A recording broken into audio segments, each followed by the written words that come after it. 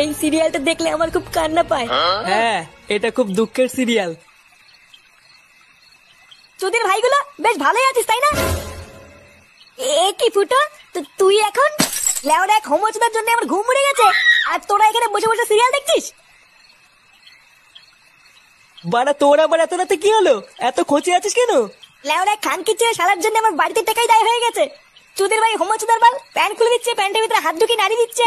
বোধহয় এইভাবে কি থাকা যায় নাকি? এই গার মেরেছে ফুটো, তোর শালা যে এইরকম, এ তো আগে জানতাম না। ভোদা জানবে কি করে আমার শালা যে হোমোচুদা সবাইকে বলা যায় নাকি?